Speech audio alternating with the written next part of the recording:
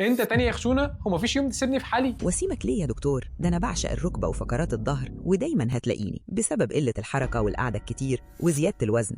يعني انت كده شغال فول تايم. فول تايم وبارت تايم وفي أي تايم تحبه كمان. بس خلينا نفهم الناس هي ايه خشونه المفاصل دي. الخشونه بتاعت المفاصل مش مجرد وجع، ده تآكل ما بين الغضاريف اللي موجوده في العظم، وبتعمل حاجات كتير انتوا ممكن تسمعوها من كتر ما بتحسوا بيها، زي الالم والتيبس والصعوبه في الحركه، خصوصا بقى في مفاصل زي الركبه والرقبه والكتف. يعني أنا مؤثرة قوي؟ مؤثرة بس مش مسيطرة. لما نتحرك صح ونقوي العضلات اللي حوالين المفصل ونستخدم مسكن موضعي يوصل بسرعة لنقطة الألم، زي إيه يا دكتور؟ زي مسكن فاست موف واللي بيشتغل بتقنية البي اي ان 4. ودي بتعمل إيه التكنولوجيا دي؟ دي اللي هتوصل لنقطة الألم عندك بسرعة، فتساعد على تسكين الألم وبالتالي تحسن الحركة. طب ده كده اللعب معاكوا بقى صعب وشكلي هختفي. وهو ده المطلوب، نخفف الألم ونرجع الحركة ونكمل يومنا بالراحة. طب آخر سؤال يا دكتور، إيه الفرق بين الكريم والجل والسبراي؟ الكريم للركبة والظهر، والجل للرقبة والكتف، والسبراي لوجع التمرين. أنا كده فهمت، ويا رب تكونوا كلكم فهمتم. وإيه بس كده؟ اكتبوا لنا تحت في الكومنتات تحبوا نتكلم عن إيه